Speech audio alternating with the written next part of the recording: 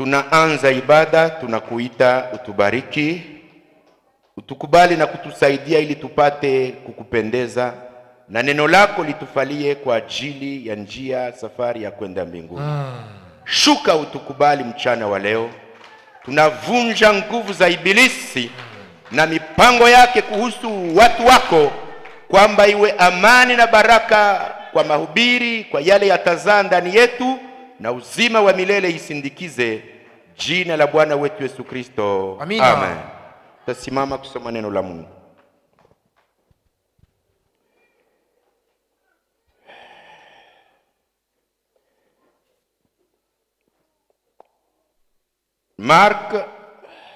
Marko 10:28.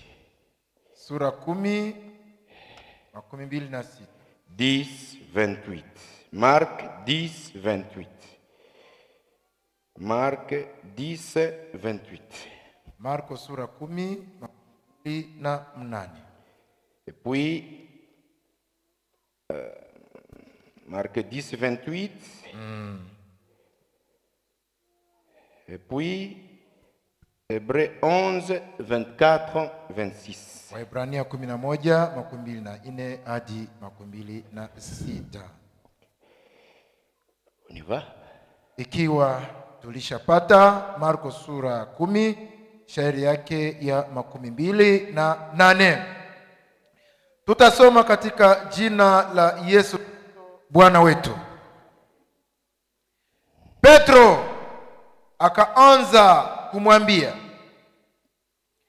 tazama sisi tumeacha vyote tukakufuata wewe. Yesu akasema, kweli ninawaambia ninyi, hakuna mtu aliyeacha nyumba au ndugu waume au ndugu wanawake au mama au baba au watoto au mashamba kwa ajili yangu na kwa ajili ya habari njema, ila atapewa mara 100 sasa wakati huu nyumba na ndugu waume na ndugu wanawake na mama na watoto na mashamba, pamoja na mateso, na katika ulimwengu unaokuja uzima wa milele. Pierre s'est mis à lui dire, voici nous avons tout quitté et nous t'avons suivi.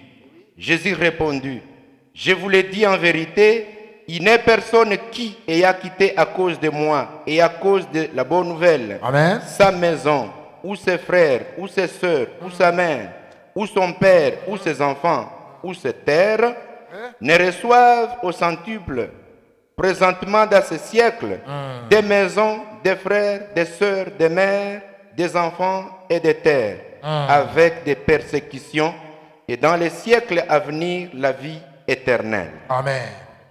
Hébreux 11:24. rapidement. Waebrania sura yake ya 11 ya 24 inasema,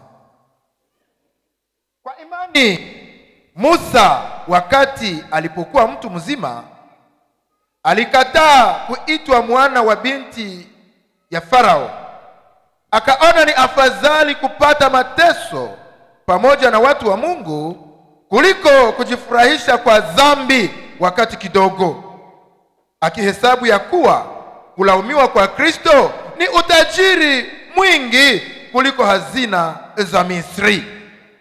Continue. Kwa imani alitoka Misri asiogope ghadhabu ya mfalme, maana alivumilia kama anamuona yeye asiyeonekana. Amen. C'est par la foi que Moïse, devenu grand, refusa d'être appelé fils de la fille de Pharaon. Et m'a mieux être maltraité avec le peuple de Dieu que d'avoir pour un temps la jouissance du péché, regardant l'opprobre de Christ comme une richesse plus grande que le trésor de l'Égypte, car il avait les yeux fixés sur la rémunération. Amen. Ubariki neno lako. Haleluya. Na watu wako mjina la Bwana wetu Yesu Kristo. Amen. Shalom. Shalom.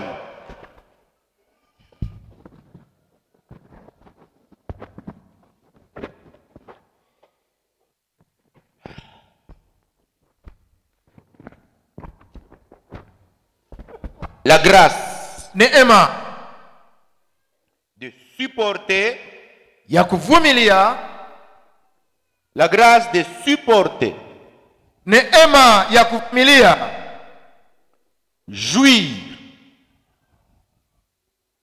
kufaidika. La grâce de supporter, neema ya kuvumilia, jouir, kufaidika échapper na kuponyoka, et combattre pour obtenir, na kupigana kwa kupata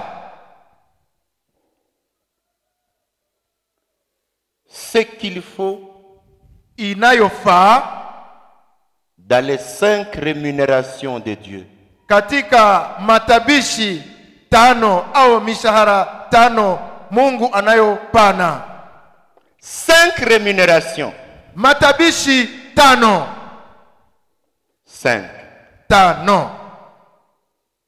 5 rémunérations. Zawabu au matabishi 5 za Mungu. La fille est là. Regarde ici. 5 rémunérations. Matabishi 5. La grâce de supporter, ya kuvumilia, jouir, faidika, échapper kuponyoka et combattre pour obtenir. na kupigana ili upate. Parmi les 5 rémunérations, Miongoni mwa yale matabishi 5, Dieu y a 5 rémunérations. Mungu anayo matabishi 5 Parmi les 5, ambazo miongoni mwao il y a celles pour lesquelles il faut supporter. ni Pour kuvumilia. il y a celles pour lesquelles il faut supporter. Mwa zile 5 muko moja ambayo ni kuvumilia. Pour d'autres, il faut jouir de ça. Ingine inabidi ufaidike ndani, Et les autres, il faut échapper. na ingine inabidi Et uponyoke, les autres, il faut combattre pour obtenir. na ingine inabidi upigane kwa kupata. Et tout ça, il faut la grâce de Dieu. Na kufikia haya yote yaomba neema ya Mungu. La rémunération est catégorisée en 5 parties. Matabishi yamegawanyika msehemu 5. Et tous ceux qui sont ici, Na wote walio hapa, personne n'échappera à ces 5 rémunérations. hakuna wezaye kuepuka matabishi 5 hayo. Les échapper, c'est la Uziponyoka grâce. ni neema, Les obtenir, kuzipata il y a celles pour lesquelles il faut obtenir. kuna yenye inabidi upate miongoni Faites mwao. attention. Fanya angalisho. Si tu es un élu, Kama wewe ni mteule, tu réussiras. utashindana. Et pas, Kama hauko mteule, tous les efforts seront vains.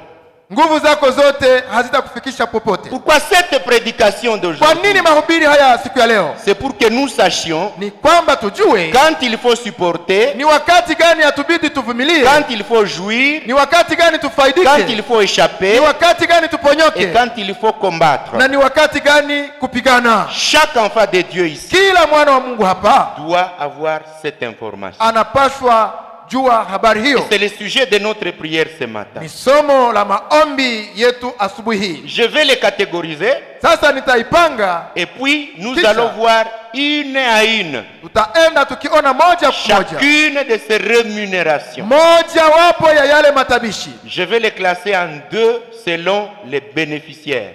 Nitayapanga mumtindo 2 sawasawa na wenye wako haja. 2 sawasawa na wenye kuzifiki wako. Ndio. 1. Moja, Il y a les injustes, kuna wasio haki, les rebelles, yaani waasi, les maudits. waliolaaniwa. Ces gens, Watu wale ils ont les rémunérations. wana matabishi yao. Les rémunérations Matabishi yao est à 2 niveaux. iko mu viwango 2. Premier niveau, Kiwango cha kwanza c'est la vengeance de Dieu dans ce siècle. ni ghadhabu ya Mungu katika kizazi hiki, Dans le présent, katika wakati huu, dans le présent, katika wakati huu les rebelles, les injustes et les pécheurs waasi wasio haki wenye dhambi. Ici sur terre, avant la mort, Dieu les payera d'abord. Hapa duniani Mungu atawalipa kwanza. Dieu leur donnera la rémunération. Mungu atawalipa Avant même la mort, mbele hata wafe. personne de pécheur n'ira à la mort sans que Dieu ne l'ait payé d'abord l'avance. Kuna mwenye dhambi atafikia kutoka mumwili na Mungu hayamulipa kuvyenye alifanyaka. Jamais. C'est la vengeance de Dieu avant même la mort. Maana ni malipizi ya Mungu mbele kifo kije. Aucun pécheur ne mourra sans avoir goûté la rémunération, châtiment de Dieu. Hakuna mwenye dhambi atakayekufa na hayaonja malipizi ya dhambi zake. Deuxième chose, Jambo la pili c'est la destruction. ni kuharibiwa. La destruction, Kuharibiwa c'est la deuxième rémunération pour les pécheurs. nayo ni malipizi ya pili kwa wenye dhambi. La destruction ici, Uharibifu hapa c'est à venir.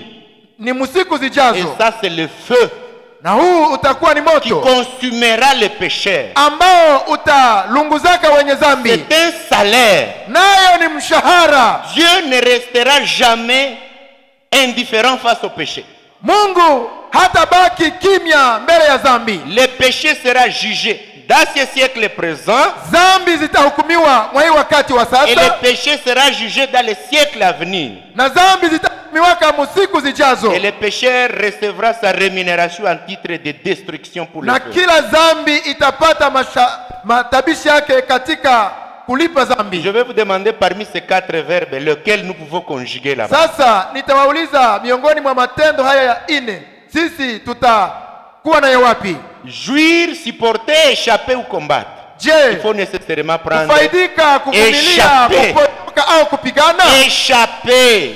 Kuponyoka, Nous devons échapper tunapaswa ponyoka la vie qui poussera Dieu de se venger contre nous. maisha yatakayosukuma Mungu kutulipishiako Nous kisasi. devons échapper la destruction qui vient, Tunapaswa ponyoka uharibifu na ukuta, car aussi sûr et certain que Dieu existe, ça viendra et ça existe. maana gisi Mungu aishivyo mambo yale lazima yafike na yatimie. Voilà, sur 5, nous voyons déjà 2. Sasa kwa yale matano tumekwisha ona mawili. Maintenant, pour les justes, Sasa kwa wenye haki les enfants de Dieu, ambao ni wana wa Mungu, les élus, wateule, devant eux, il y a 3 rémunérations. wao wanayo matabishi tatu mbele yao. Devant les enfants de Dieu, Mbele ya wana wa il y a Mungu 3 rémunérations. kuna matabishi tatu. 3 plus 2, Tatu kuongeza ça fait mbili combien? 5. Et inakuwa donc, tano. Ni nous, kwamba moi et vous, ni kwamba mimi na wewe nous avons 3 devant nous. tunazo matabishi tatu mbele yetu. Ceux-là qui ne croient pas, Kwa wale wasioamini, ces pécheurs, wale wenye les dhambi, rebelles à Dieu, waasi, les impies, les injustes, wasio les haki, maudits, ils waliolaaniwa, n'ont que 2 rémunérations. wao wana Et mbili, ça fait combien? 5. inakuwa Voyons tano. pour moi et vous, parce que maintenant nous sommes concernés. Sasa tuone yanayotuhusu sisi, mimi na wewe. Nous avons les justes, Tuna wenye haki, donc les enfants wenye haki maana watoto wa Mungu. de Dieu. Amen. Ils ont, maintenant ça sera 1, mais c'est 3 déjà. Nous allons Takuwa mettre moja lakini une sasa ni tatu, qui est 3 dans la liste, mais c'est une pour les justes. lakini ni moja kwa wenye haki. Nous avons les faveurs de Dieu, Tuna fadhili za Mungu, l'héritage terrestre. urithi wa hapa duniani.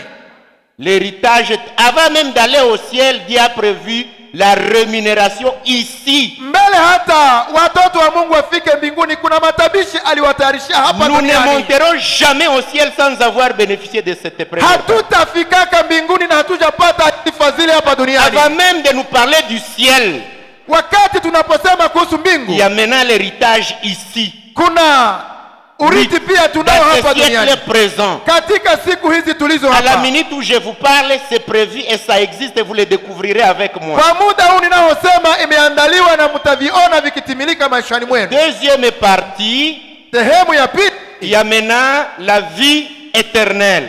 kuna sasa ule uzima wa milele.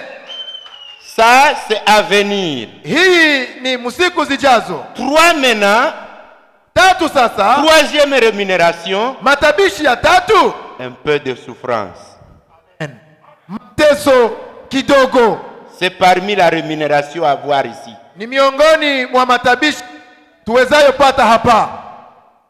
Vous n'irez jamais au ciel Hautafika mbinguni sans avoir palpé une quantité de souffrance qui est réservée pour toi. na haukupitia sehemu kidogo ya mateso yaliyoandaliwa kwa ajili yako. Ministre, brebis, serviteur, ancien, nouveau, il y a une mesure de souffrance qui se trouve dans le package, dans le paquet de rémunération. Uwe mhubiri, mtumishi, uwe mkristo, uwe wa zamani, uwe mwamini mpya, kuna furushi kidogo ambayo ilitayarishwa kwa ajili yako ya mateso ambayo lazima huwezi kuiponyoka. Pas d'enlèvement sans avoir goûté cette petite coupe ici.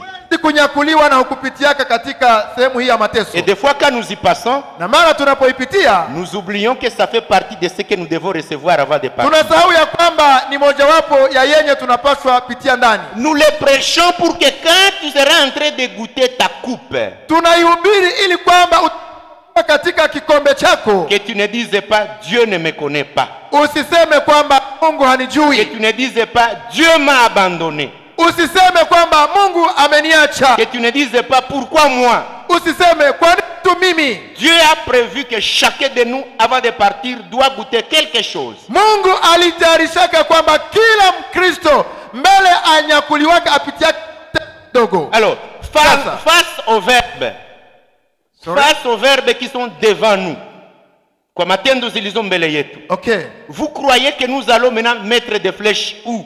Munawaza kwamba sasa tutatia mkuki Nous wapi? devons supporter la souffrance. Tunapashwa vumilia mateso.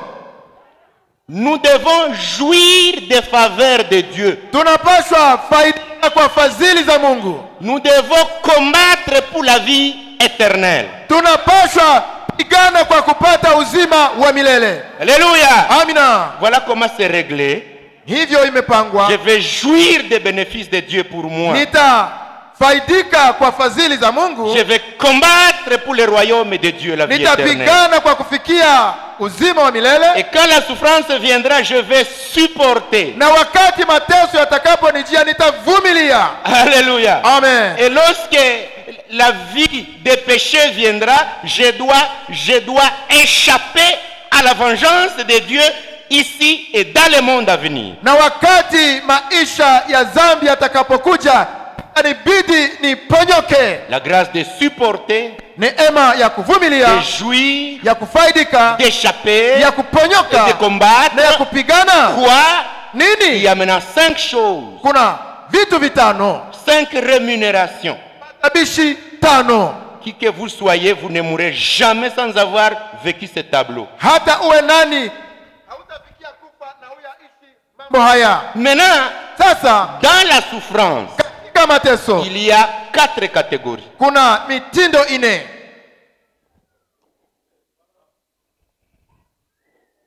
Dans la souffrance, il y a Katika 4 catégories. Mateso kwa mitindo ine. Moi, je voudrais d'abord peindre mon tableau. Mimi sasa ni chape ubao wangu Quand hapa, nous serons en train de naviguer dans tous les ili éléments, kwamba tutakapokuwa tukiendea moja que kwa vous moja, sachiez quand le problème est là, je dois me situer. mjue kwamba wakati shida itakapokuwa nitasimamia Que wapi. je sache, ça c'est la souffrance. Nielewe kwamba haya ni mateso, Ça c'est la jouissance. hii ni faida, Ça c'est ceci. Pour que tu saches mieux te positionner. ili ujue namna ya kusimama vizuri Dans des souffrances, katika mateso. il y a ce que nous appelons la correction de Dieu. Kuna yale ambayo tunaita kusahihishwa na Mungu, La correction sahihisho que ya nous Mungu, appelons le fouet de Dieu. na kuna ile inayoitwa fimbo ya Mungu. Le fouet, Fimbo c'est dans la partie souffrance. ni katika sehemu ya mateso. Dans la partie souffrance, Katika sehemu ya il y mateso a ce que nous appelons la purification par le feu. kuna ile inayoitwa kutakaswa na Mungu kupitia moto.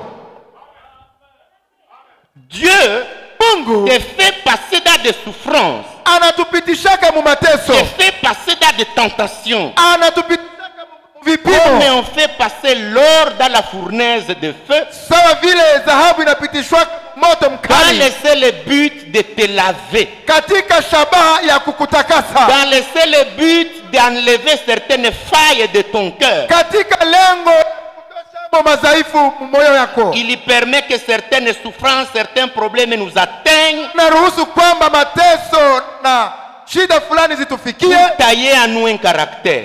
ili iume ndani yetu tabia. Dieu permet certains problèmes nous arriver Mungu anaruhusu shida fulani zitufikie parce qu'il constate que sababu ametambua il kwamba veut créer quelque chose dans nous. anataka aumbe tabia ndani yetu, Et ça devient aussi une de ses façons pour nous transformer à la perfection.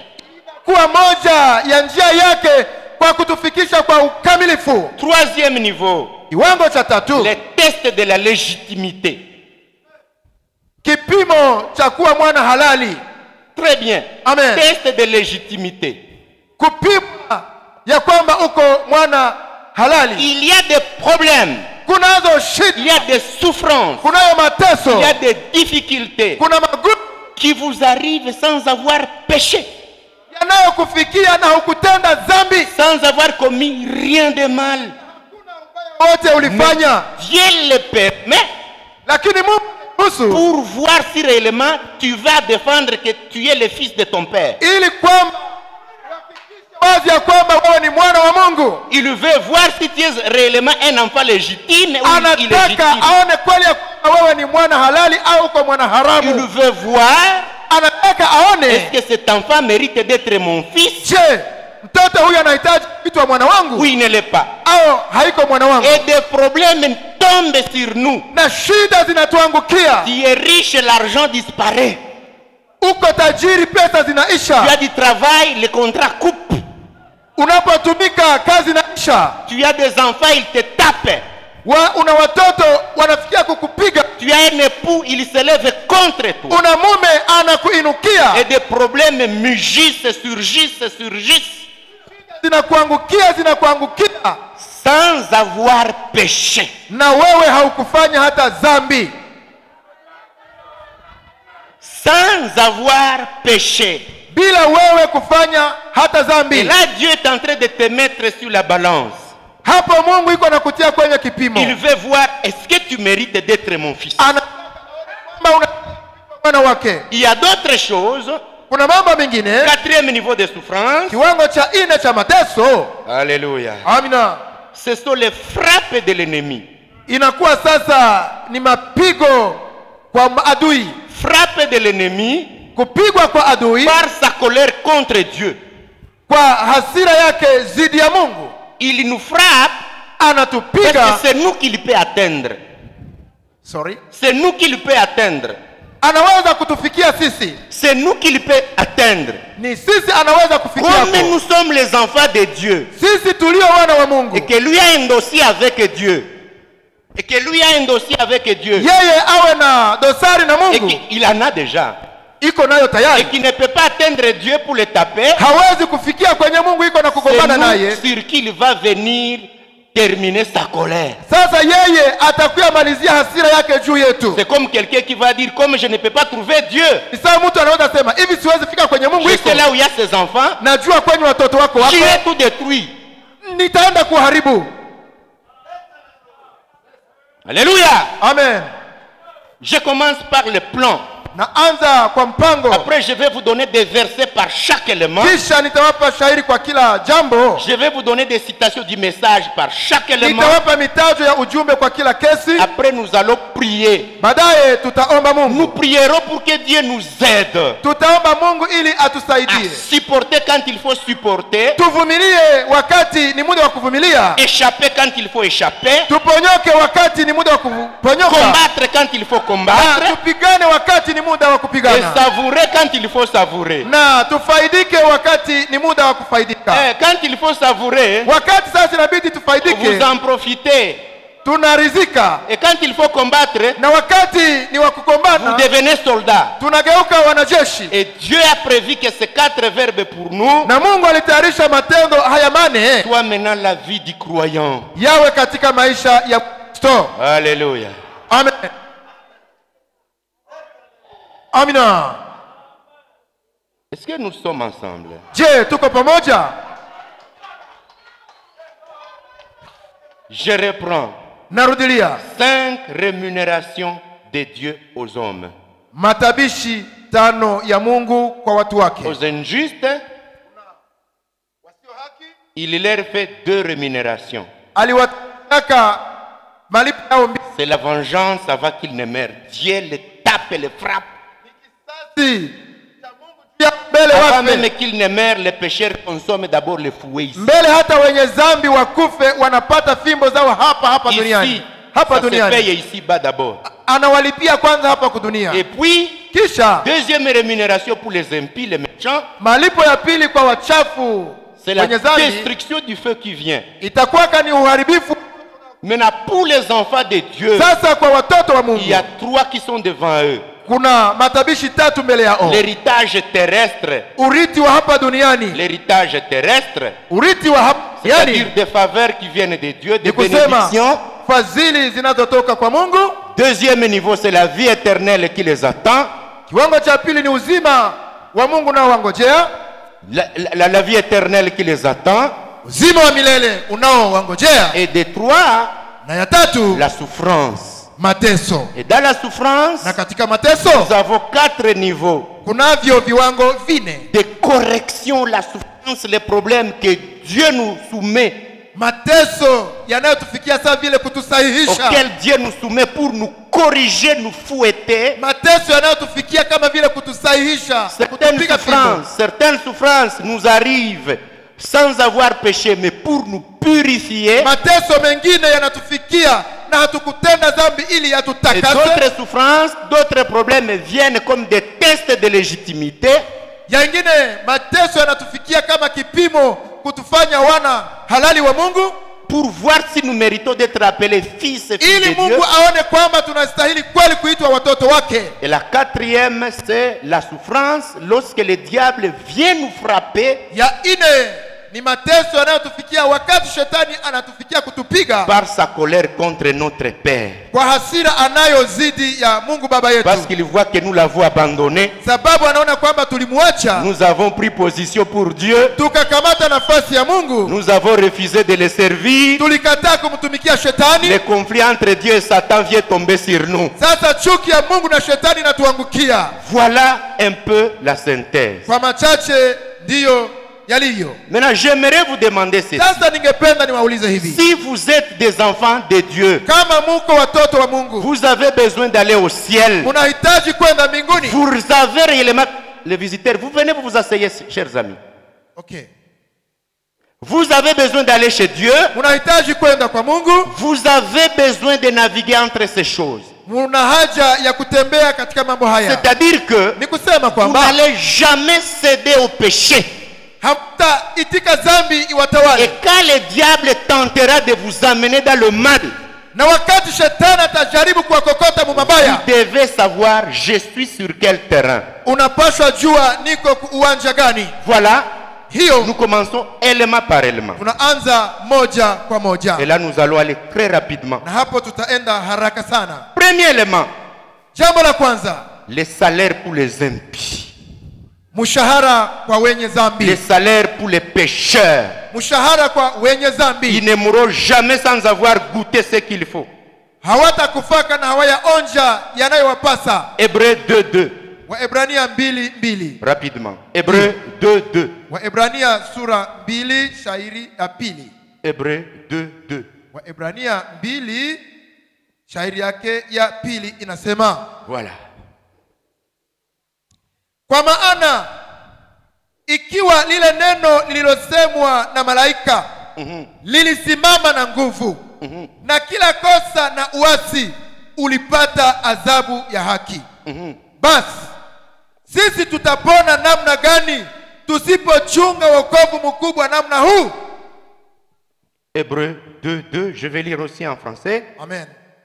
Je vais Soma lire aussi pia en katika français. Kifaransa. Car la parole annoncée par des anges a eu son effet. Amen. Et si toute transgression et toute désobéissance a reçu une juste rétribution. Comment échapperons-nous en négligeant un si grand salut qui, annoncé d'abord par le Seigneur, nous a été confirmé par ceux qui l'ont entendu? Voilà. Amen. Si à chaque fois que les anges apportaient un message, kila wakati malaika alileta ujumbe, si à chaque fois que Dieu disait quelque chose, ikiwa kwa kila wakati Mungu alisema neno, toutes personnes qui désobéissaient yeyote aliyezarau et toutes personnes qui transgressaient na yeyote aliyeasi subissaient la juste rétribution, alipata malipo kwa yale maasi. nous on échappera comment? Tutaponyoka sisi namna gani? Lorsque Dieu a vu l'homosexualité à Sodome, Wakati Mungu alipoona ushoga Sodomo, il les a payés. aliwalipaka. Lorsque Belshazzar Wakati Belshazzar s'est permis de prendre les vases du temple de Dieu, alijiruhusu kukamata vyombo vya hekalu la et il Mungu, a commencé à boire la boisson avec ses femmes dans la fête, akaanza kuvikunywamo pombe na makahaba wake, Dieu n'a pas fermé ses yeux. Mungu hakufunga macho. Kwa hiyo La main est venue, mkono elle a ulikuja écrit Mene Mene Tekel Peres Ufarsin, et il est mort ce ukaandika jour-là. Tekeli Mfarisiti, na ile siku Dieu a amené le salaire ce jour-là. Mungu alileta mshahara kwa ile. Si Hérode, après avoir persécuté les croyants, Kama Herode nyuma ya kutesa waamini, il s'est mis à mettre Pierre en prison, alijibeba kutia Petro il a gerezani, poursuivi les enfants de Dieu sans avoir fait de péché. akaenda kutesa watoto wa Mungu ambao hawakufanya dhambi. Dieu l'a tué Mungu alimuuaka pour s'être donné le courage d'emprisonner les enfants de Dieu. kwa kuwa na uhodari ya kufunga watoto wa Mungu. Au lieu de suivre les péchés, ils ont suivi les croyants. Kuliko kufuata wenye dhambi wakafuata waamini, Dieu ne les a pas laissés. Mungu hakuwaachiliaka. Hérode, lorsqu'il faisait les discours, il est mort. Herode alipoleta matangazo yake alifariki. C'est la rétribution du pécheur avant même d'aller en enfer. Ilikuwa ni malipo ya dhambi mbele aingizwe jehanamu. Dieu paye les pécheurs avant qu'ils n'aillent même en enfer. Mungu analipaka wenye dhambi mbele waende jehanamu. Il les paye ici avant. Anawalipiaka kwanza Tout hapa. se paye ici-bas. Yote yanalipiwaka hapa duniani. C'est la rémunération. Maana ni malipo, C'est la rétribution. ni mshahara. Si Corée d'attendre Kama Kora na Datani s'être révolté contre Moïse dans le désert, nyuma ya kumuinukia Musa katika jangwa, Dieu n'a pas fermé ses yeux. Mungu hakunyamaza. Il a ouvert le sol Alifungua udongo, et ils sont descendus. wakashuka Et ndani, il a fermé. akafunika. Il n'a pas fermé ses yeux. Hakufunga macho yake. Si Achab, Kama Ahabu en prenant la vigne de Naboth, alipotoa mzabibu wa Naboti, Dieu n'a pas fermé les yeux Mungu hakufunga macho, et qu'il a châtié, alimupigaka. le pécheur n'ira jamais en enfer avant de subir déjà ici. Wenye dhambi hawataendaka jehanamu na wayapata malipo ya dhambi zao hapa. Boire, Unywa pombe, manger, kula, commettre adultère, fanya usharati, fumer, vuta tumbako, faites tout ce que tu veux, fanya vyote unavyotaka, maltraiter les enfants de Dieu, sumbua na kutesa watoto wa Mungu. Dieu te payera ici Mungu ataanzaka kukulipia hapa avant même de t'amener en enfer. mbele akubebe jehanamu. Tu dois trouver ton salaire déjà ici. Unapaswa lipiwa matendo yako hapa. C'est la rétribution du pécheur. Ni malipo ya dhambi. Tous ceux qui se sont élevés contre les enfants de Dieu Wote walioinukia watoto wa Mungu ne sont jamais partis sans que Dieu ne les paye. hawakuenda na Mungu hakuwalipa. Et après ça, Na nyuma ya ile viendra le feu ardent. kutakuwa sasa ule moto. C'est la deuxième rétribution. Haya itakuwa ni malipo C'est ya pourquoi pili. nous devons échapper. Ndio maana yatubidi tuponyoke. Faites tout ce que tu veux. Fanya yote utakayo, Personne ne te l'interdit. hakuna naye kukataza, Mais ici sur terre, tu trouveras ton salaire. lakini utalipiwaka tu kwanza hapa kwa dunia. Avant même de trouver la deuxième rétribution, le feu, Mbele upate malipo ya pili ambayo ni moto, déjà ici tu en auras. hapa utaanza Tu en lipwa. auras pour ton compte. Utapata malipo kwa vyenye Aussi sûr ulifanya. que Dieu existe. Jinsi Mungu aishivyo. Et la Bible nous dit, Na Biblia inasema si la désobéissance de ce que les anges ont dit a trouvé sa juste rétribution, kama kudharau maneno yaliyosemwa na malaika yalileta malipo, comment nous on va échapper? sisi tutaponyoka namna gani? Allons à l'église. Non, moi je n'irai pas à l'église, j'ai des choses à faire.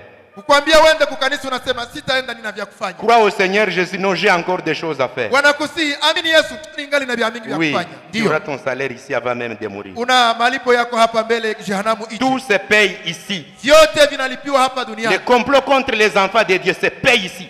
Ile kusumbua watoto wa Mungu inalipiwa hapa. La maltraitance des enfants de Dieu se paye ici. Kusumbua watoto wa Mungu inalipiwa En hapa. attendant la deuxième rémunération. Kwa kungojea malipo ya pili. Alléluia. Amina. Ça, c'est la parole de Dieu. Hilo ni neno la Mungu. Et en aucun cas, les gens en échapperont. Na hakuna atakayeponyoka kwa hayo. Dans la brochure, les dons. Katika ujumbe unaoitwa zawabu. Les 7, 12, 56. Tarehe 7:12 Au paragraphe 20b, voilà ce qui est dit. Et c'est pour cela que tout l'Ancien Testament était une ombre du Nouveau Testament. Na ni kwa haya yote agano la kale ilikuwa ni kivuli cha agano jipya Qui devait venir. ambayo ilipashwa kuja. Et si je vois comment Dieu a traité avec les hommes là-bas, Na ninapoona jinsi Mungu alitumikaka na watu kule zamani, je vois comment Dieu traitera avec les hommes ici. ninaona namna Mungu atafanyaka kazi na watu hapa. Si je vois comment Dieu a traité avec les hommes là-bas dans l'Ancien Testament, Ninapoona jinsi Mungu alitumikaka na watu kule zamani, je vois comment il va traiter avec eux ici dans le Nouveau ninaona Testament. namna atatumika nao kwa wakati huu. Il n'a pas toléré Hérode. Kama hakuvumiliaka Herodi, Il est le même Dieu. angali ule ule Mungu. S'il n'a pas toléré l'homosexualité de Sodome, Kama hakuvumiliaka ushoga wa Sodoma, il ne tolérera pas cette homosexualité. hata uruhusu hata leo. Alléluia. Amina. S'il n'a pas toléré le vol de Akan, Kama hakuvumiliaka kuiba ya il ne va Akana, pas tolérer le vol de ce siècle. hata vumilia wamwizi wa mweki kizazi. Je continue. Et je vois quel genre de rétribution il y a eu pour la désobéissance. Na ninaona aina ya malipo aliolipa wote waliokosa kutii. Je sais ce que ça sera ici. Ninajua ni ile itakuwa hata leo. Alléluia. Amen. La rétribution qu'il a donnée au péché, Malipo aliolipa wenye dhambi il le fera pour cet âge ici. ataifanya na mwa kizazi hiki. Nous devons échapper. Hatutaponyoka. Nous devons Sisi yatubidi Nous devons tuponyoke. échapper à la rétribution du pécheur. Tunapaswa ponyoka malipo ya wenye dhambi. C'est pourquoi la prédication, Ndio maana mahubiri elle vient pour amener les gens à échapper. yanakuja kufikisha watu kuponyoka. La prédication, Mahubiri elle vient yanakuja pour nous amener à ne pas tomber dans les pièges. ili yatufikishe kuepuka kuanguka mumutego. Car au Maana pécheur, les rétributions.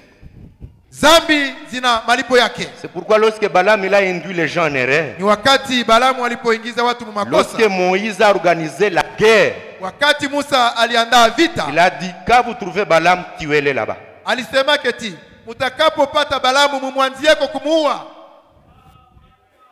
Aujourd'hui, Leo ce n'est pas la tuerie physique. haiko kifo cha kimwili. Mais aujourd'hui, Leo le pécheur reçoit toujours son salaire avant même d'aller en enfer.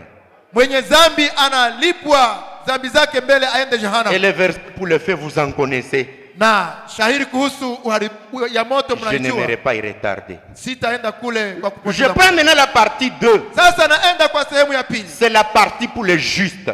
Ni sehemu ya wenye haki. La rétribution pour les justes. Malipo kwa wenye haki. Marc 10, 30. Marko sura 10, Je vais lire un peu, nitasoma kidogo lentement. pole pole. Je veux que vous compreniez Nahitaji kwamba muelewe pourquoi Pierre a posé cette question. sababu gani Petro aliulizaka swali hiyo. Prenez votre Bible. Twaeni Biblia yenu. Prenez Marko sura 10. en cachant là-bas d'abord. Oui. Tu prends dans ta Bible, tu Ok. prends Luc 5:11 et Matthieu 4:20. Luc Luka 5:11, Matthieu tano. 4:20. Rapidement. 5:11 inasema. Luc 5:11, Matthieu 4. 5:11. Et Matthieu 4:20. Et puis, quand tu trouves, Okay. tu me donnes le temps. Right. Luka sura 5 shairi ya 11 inasema. Hata walipoleta vyombo vya pwani wakaacha vyote wakamfuata. Okay? Voilà, je vois un pécheur. Na mvuvi Il s'appelle Pierre. aitwaye Petro, Quand Jésus arrive là, Yesu anapofika pale en lui disant qu'il va être le pécheur des hommes, akimwambia kwamba atawavua il a watu, tout abandonné. aliachaka vyote. Je dis bien, Yesu il a anakuya tout abandonné. akaacha vyote. C'est comme votre père peut être au lac, Ni sawa vile baba yako anaweza kuwa et puis on kwenye vous dit que bahari, papa a laissé et la barque et tout. Allez prendre vos affaires. Votre père a tout laissé là-bas. kisha baba anakwambia acha vyote, acha vyote. On t'informe que papa a laissé tout le matériel de pêche là-bas au lac. Allez prendre ça. Il a suivi Jésus. Wanakuarifu ya kwamba baba yako aliacha vyombo vyote vya uvuvi, nenda kavichukue. Ameviacha huko. Il a suivi Jésus. Alifuata Yesu. C'est comme ça que Pierre est parti. Ni hivyo Petro aliendaka. Il a tout laissé. Aliachaka vyote. Il a tout laissé. Aliachaka vyote. Il n'est même pas rentré prendre le filet. Hakurudiaka hata kamate wavu. Même toutes ces pirogues, il n'est pas rentré. Na mitumbu yake aliachaka. Imaginez-vous celui qui fait entrer dans la recette de poissons, autant de poissons fois nombre de jours. Mujiulize jinsi wavuvi wanapataka pesa nyingi kwa kuvua. Fois nombre de jours. Kwa hesabu ya siku. Hop, il laisse et la pirogue, Gafula anaacha na mtumbwi et le filet, na wavu et tout. na vyote. Le voilà toute la journée en train de suivre Jésus. Mumuone yeye ule yuko nyuma ya Yesu Même akimfuata. quand on a faim, il a faim. Wakati wa njaa anasikia njaa. On n'a pas à manger, on commence à manger même les blés du champ d'autrui. Wanakosa chakula, wanaanza kula hata suku ya ngano. Lui qui avait l'argent de la recette des Yeye poissons. ambaye alikuwa tajiri katika uvuvi wa La samaki. Bible nous dit ici, Biblia inasema hapa. dans Luc 5, 11 et Matthieu 4, 20, qu'il avait tout laissé. Biblia inaonyesha wazi ya kwamba Petro aliachaka vyote. Alors, quand Jésus rencontre l'homme riche, Wakati sasa Yesu anakutana na kijana tajiri. et que l'homme riche, lui, ne veut pas laisser ses choses pour suivre Jésus. Na huyu tajiri yeye alikataa kuacha vyake kwa kufuata Yesu. Maintenant, Pierre, lui, regarde ce qu'il a laissé. Petro sasa yeye anaangalia vyenye aliachaka. Mais il trouve un riche qui ne veut pas abandonner tout pour suivre Jésus. Lakini sasa anamuona kijana tajiri anakataa kuacha vyote kwa C'est kufuata là Yesu. où est venue sa question. Ni hapo kulitoka ulizo. Nous avons abandonné tout pour te suivre. Akaambia Yesu tuliacha vyote kwa Mais kukufuata. lui refuse d'abandonner pour te suivre. Lakini yeye amekataa kuacha vyote kwa kukufuata. Qu'est-ce que toi tu nous donneras? Sasa Yesu utatupatiaka nini? C'est ça le nœud du problème. Hiyo ndio chanzo cha shida. Moi j'ai tout laissé. Mimi niliacha vyote. Je suis avec toi. Niko pamoja na Pour wewe. te prouver que je n'étais pas bizarre, un autre riche comme moi, lui refuse, mais moi j'ai accepté. Sasa tajiri kama mimi amekataa kuacha vyote, mimi Maintenant, nikakubali. nous qui avons tout abandonné, Sasa Yesu, sisi tulioacha vyote, tu nous donneras quoi? utatupatiaka nini? Il était jaloux. Alisikia wivu. Il était jaloux. Petro alisikia Comment moi wivu. je dois laisser les choses? Namna gani mimi nitaacha Je le vitu? suis. Et si Namfuata à la fin il ne me donnera rien, na kisha kumwisho asinipe kitu. j'aurais souffert pourquoi? Nitakuwa nimetesekea nini? Cette jalousie existe même jusqu'aujourd'hui. Ile wivu ingali hata leo. Si je dois refuser les femmes, Kama nitajinyima je wanawake, refuse la fraude, nikatale ukorofi, je refuse la boisson, nikatale pombe, je refuse la musique, nikatale muziki, je refuse la prostitution, nikatae ukahaba, je refuse les mauvais habits que les autres femmes sont en train de porter, niache mavazi mazuri wengine wanawake wanavaa, je refuse le maquillage, nikatae kujipodoa, je refuse, nikatae hiki na et kile, qu'après on ne me donnera rien. na kwa mwisho nisipatake kitu. J'aurais souffert pourquoi? Nitakuwa nimetesekea nini? Certains d'entre vous Wamoja miongoni mwenu sont venus à 6h30 walikuja saa 12:30 pour venir adorer. kwa kuja kuabudu. À ces 6h30 là, Kwa wakati il y avait ule des femmes comme vous qui allaient aussi à la recherche des hommes. kuna wanawake ambao walikuwa wakienda kutafuta waume. À la même minute où nous sommes ici, Kwa wakati huu tuko hapa il y a des gens qui sont en train de dire topeta libanga boni comme ça tozwa mbongo. sasa, tutafanya nini kwa kupata franka? S'il faut tuer, il tue. Kama yabidi kuwa watu S'il faut wanaua, arrêter même les innocents, il arrête. kama hata ni kuangamiza wasiokuwa na S'il hatia. faut voler, même ils volent. Kama ni kuiba wanaiba. Nous avons abandonné tout ça. Sisi tuliacha vile vyote. Nous sommes ici devant le Seigneur. Tuko hapa mbele ya Bwana. Nous recevrons quoi? Tutaka nini?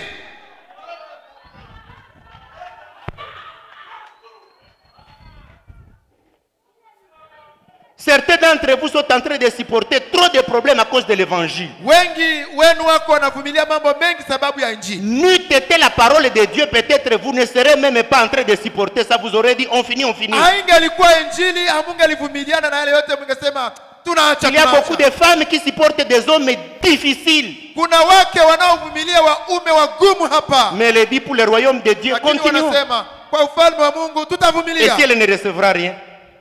Na kama hawapokee kitu. Il y a beaucoup de filles ici, Kuna wabinti wengi hapa sollicitées par des garçons païens. wanaofuatwa na wanaume Et le garçon wapagani. vous dit 1000 $, 2000, 3000, 4000, j'ai l'argent, on se marie. Kijana anakuambia nina pesa, kubali nikuoe. Et la fille dit, j'ai besoin du chrétien seulement. Mbinti anasema nahitaji tu Mkristo. Et si elle ne recevra rien? Na kama hapokee kitu. Il y a des hommes ici qui sont sollicités Kuna waume hapa wanaotafutiwa par des fraudeurs. na wakorofi. Tricons ceci, vendons ceci. Tufanye hivi, tuuzishe hiki. Changeons ceci, faisons ceci. Tubadilishe hiki, tupane hiki. Mettons le carburant, mélangeons avec de la glycérine et nous allons dire que c'est le mercure rouge. Comme ça, on aura 30 000 $. Tuta tuchange na dawa fulani, tutasema hii ni merki. Mais vous dites, Lakini anakuambia maudit soit cette activité. ile Maudit kazi ya soit hivi ilaaniwe. Je ne le ferai pas. Sitaifanya. Je préfère chômer en creusant les WC à Goma. Nitaitika niende kuzola uchafu. À Goma en creusant les WC. Hapa Goma nikizola uchafu. Que de toucher l'argent sale. Kuliko kugusa pesa chafu. Et si vous n'irez pas au ciel? Sasa nipoenda mbinguni.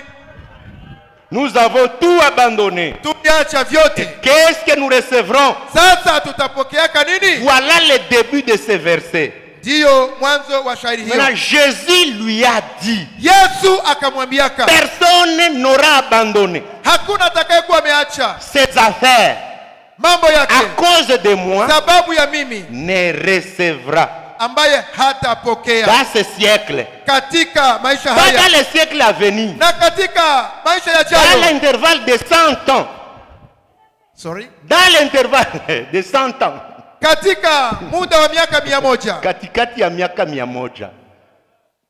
Jésus a dit, Yesu dans alisema ce siècle-ci, katika muda huu, katika hizi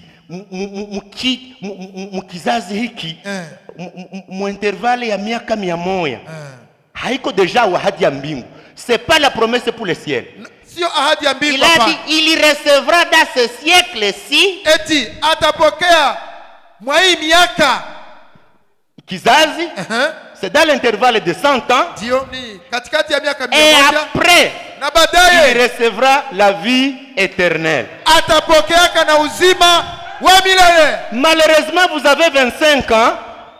Vous avez 25 ans. Wewe una miaka Jésus a dit que vous pouvez trouver vos faveurs entre 100 ans. ya kwamba unaweza pata fadhili zako. Vous n'avez pas encore vieilli. Hauyazeeka. Vous commencez à vous décourager. Unaanza kuvunjika moyo. Jésus nous a dit c'est dans l'intervalle de 1 siècle. Yesu alisemaka kwamba ni katikati ya miaka 100.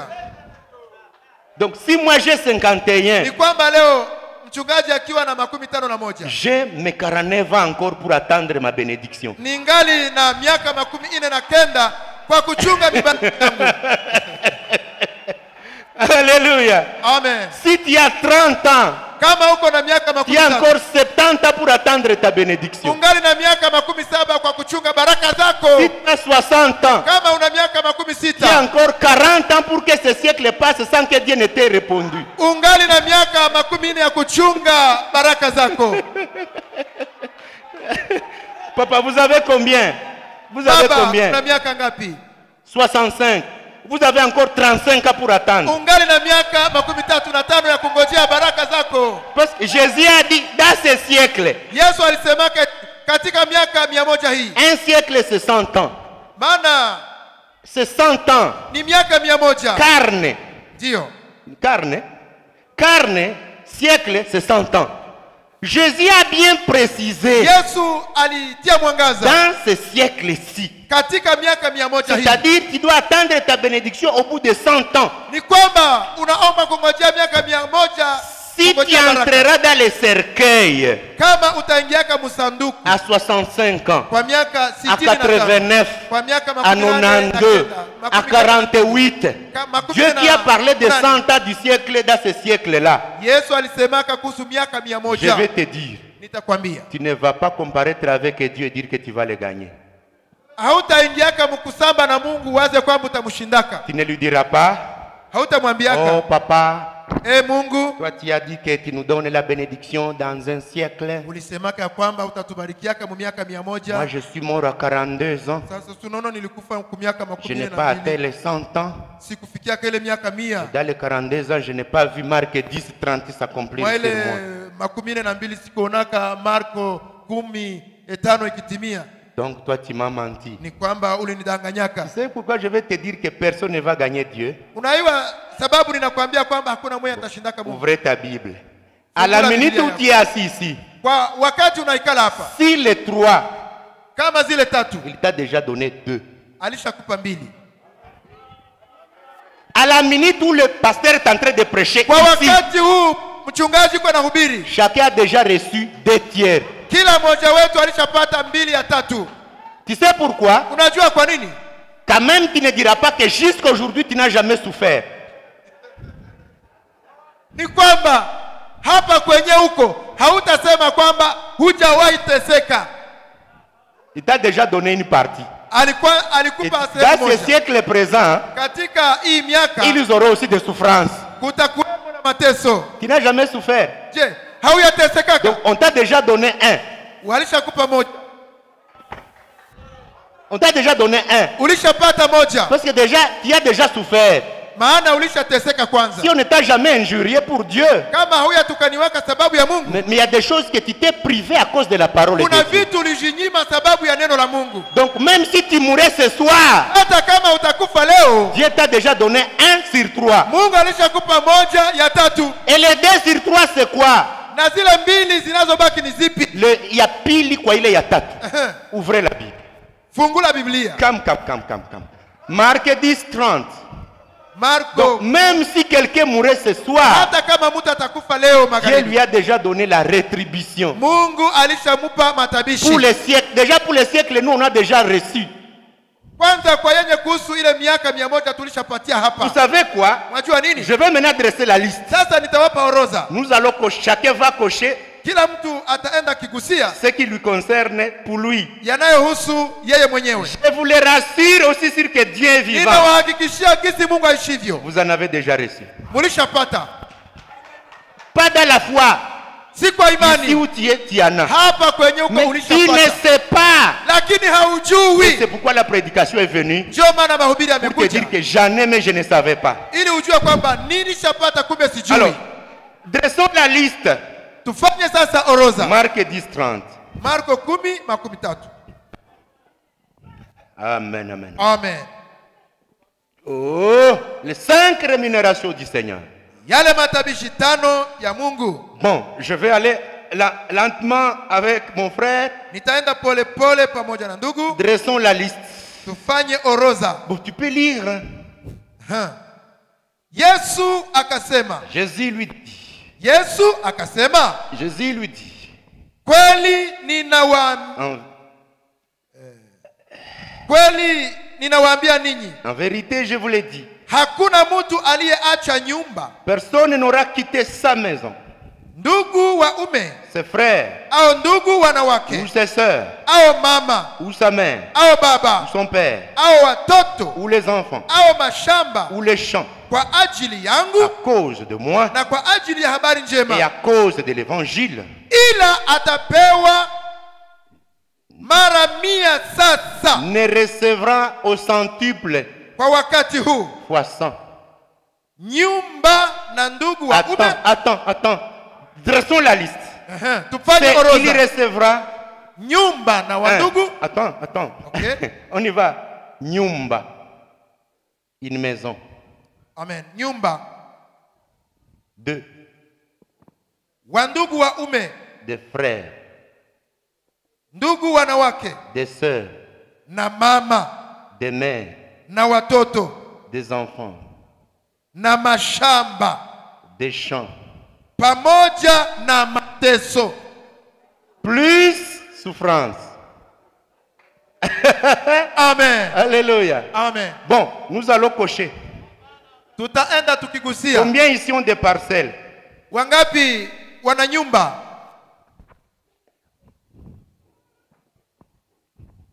Donc, vous avez déjà reçu. Ni kwamba mlishapata. Baissez vos doigts. Mshushe mikono. Vous avez des maisons. Muna manyumba. Celui qui n'en a pas encore reçu, il va dire, mais les autres ont reçu. Descendons. Tushuke sasa. Ndugu wa ume. Tous les frères de cette église, mettez-vous debout. Wandugu wote wa hili kanisa simameni. Mettez-vous debout. Simameni tafadhali. Vous le voyez? Je, mnawaona? Ta famille a combien de frères? Jamaa yako ina wandugu Tu es wangapi? né dans la famille qui a combien de grands frères, de petits frères de ce nombre? Ulizaliwa mjamaa ambayo ina wandugu wa hesabu hii. Aujourd'hui, si tu as un problème, Kama ukipata ces shida, gens, ces frères viendront chez toi. hao watu hawa wandugu watakuja kwako. Ils arriveront même avant ta famille. Hawa watakuja mbele hata ya jamaa yako. Jésus t'a déjà donné des frères. Yesu amekwisha kukupatia wandugu. Moi, je suis né dans une famille de autant de personnes. Mimi nilizaliwa mjamaa ya Mais ma mère n'a jamais mis au monde des hommes de ce nombre. lakini mama yangu hakuzalaka wa ndugu wa hii hesabu. Votre mère n'a jamais mis au monde ces gens ici. Mama yako hakuzalaka wa ndugu wa pata hawa. Et si un problème venait chez toi demain, Kama leo shida itakutokea, les premiers à informer, ce sont tes frères en Christ. wenye watapata habari ya kuwa kwanza ni wandugu katika Kristo. Ils peuvent même être là avant que ceux qui soient Kinyezire ne soient là-bas. Wanaweza kufika hata mbele kuliko wale mliozaliwa pamoja nao. Pendant que tes frères qui sont à Lubumbashi seront en train de chercher les tickets, Wakati ndugu zako watakao kuwa mbali watakuwa kitafuta tiketi, tes frères qui sont au village seront en train de voir comment vendre la chèvre pour prendre les tickets, venir au deuil ou au wandugu mariage. watakao kuwa kumapori watakuwa wakijiuliza gisi watafika kwenye kilio kiko. Ces frères ici, Hawa wandugu que mnawaona Jésus t'a donné ambao Yesu dans alikupatia l'héritage terrestre, ni urithi wa hapa kudunia, ils seront déjà chez toi à la maison. watakuwa walishafika kwako nyumbani, Ils seront en train de se téléphoner. Tufanye nini? watakuwa wakiulizana tufanye nini, Qu'est-ce qu'on fait? tutafanya Est-ce que nini. vous avez un fuseau là-bas? Non, non, non, non, non, non, non, non. Je, mmekwisha kuangalia mambo Mais kama on dit itakuwa qu'il est dans les namna gani? commandes. Qu'est-ce qu'on fait? Wanaangalia na kuulizana tufanye nini. Ils seront en train de téléphoner ta femme. Watakuwa wakiita mke wako. Mais on nous dit que les frères dans l'hôpital, non? Bo, wametuarifu kuwa ndugu iko hospitalini. Sa santé évolue comment? Sasa afya yako iko je? Entre-temps, tes grands frères qui sont au village seront en train de boire les moussourous, les Wakati mandales. ndugu Ils ne zako sauront même pas. watakuwa wakinywa pombe. Alléluia! Amen. Des frères, Wandugu c'est déjà. tayari. Et moi, quand je vois comment les frères m'aiment, Mimi nionapo jinsi wandugu wanavyonipenda, je me dis, si ce n'était pas le salut, ninasemaka isingelikuwa wokovu.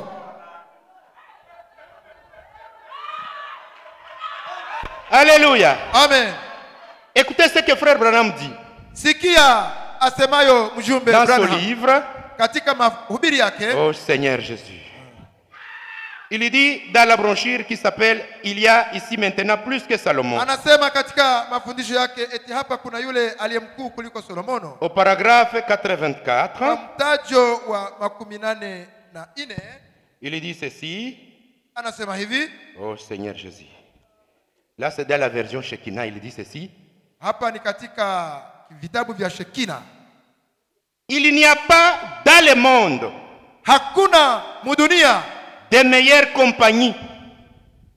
washiriki wazuri, Ama warafiki wazuri washirika. De meilleures compagnies wa rafiki wazuri à adopter wa kukubali. qu'une église née de nouveau remplie du Saint-Esprit. Haleluya. Sawa kanisa lililozaliwa mara ya pili ambalo linajazwa Roho Mtakatifu. Lorsque Dieu, alléluia, alléluia. Amen. Quand Dieu vous donne une bonne église, wakati Mungu anakupatia kanisa des nzuri, frères et des sœurs nés de nouveau, wa ndugu na wadada waliozaliwa mara ya pili, c'est ça la meilleure compagnie. hawa ndio marafiki wazuri. Vous avez des frères, Una vous wadugu, avez des sœurs, una wadada, vous vous sentirez mieux que de vous retrouver dans n'importe quelle communauté. utajisikia vizuri kuliko pengine popote ungeiwazia. Il dit ceci, peu importe où elle se trouve, Haijalishi watakuwa wapi, il est caniste, qu'elle soit dans une ruelle, liwe mbali mubarabara, mumulingoti, où qu'elle soit, au liwe, c'est la meilleure compagnie. hawa ndio marafiki wazuri. Un groupe céleste. Kundi la mbinguni. Remarquez des croyants qui croient en Dieu. Angalia waamini wanaoamini Mungu. Quand vous avez le mariage, Wakati muko na ndoa, la grandeur des cadeaux que vous les recevez des mains de qui? sehemu kubwa ya zawabu mnazipataka kwa mikono ya wanani? Qui organise vos mariages? Wanani wanashughulika na ndoa zenu? Même certains familiers, quand ils vous donnent au mariage $50, il va dire à tout le monde. Hata wamoja wa jamaa zenu wanapokupa pesa ndogo wanaweka tangazo popote. Il va informer tout le monde. Mimi nilifanya mchango yangu. Watajulisha kila mtu. Oncle, mimi nilipana yangu 50. Muyomba, mimi nilipana Muyomba, 50 yangu. nimepana yangu 50 na wewe si utapana ngapi? Mais la meilleure compagnie, Marafiki wazuri c'est une église née de nouveau. ni kanisa la watu waliozaliwa mara ya pili. On va cocher. Tutagusia Bon, des frères, wa ndugu, des sœurs. wadada. Bon, toutes les sœurs debout. Wadada wote simameni. Faites-moi la grâce de vous tenir debout. Munipe neema musimame. Parce que ta mère a mis au monde des femmes de ce Je, genre. mama yako amezaa wadada wa hesabu hii? Jésus vous a donné ces gens Yesu amewapatia wadada wazuri comme hawa. vos sœurs. Sawa dada zenu. Il vous a donné parmi eux des mères, Miongoni mwao ni mama zenu, des gens qui peuvent vous mettre au monde. watu wawezao kuwazaa. Parmi elles, Miongoni il y a mwao celles qui ont l'âge de vos enfants. kuna wale ambao wana umri wa watoto wenu. Peut-être qui peuvent vous obéir plus que même vos enfants. Huenda wawezao kuwatii kuliko hata watoto wenu. Asseyez-vous. Mkae wapendwa. Nous pouvons dire que Jésus a donné quand même. Tunaweza kuhakikisha kweli kwamba Yesu alishakatupatia.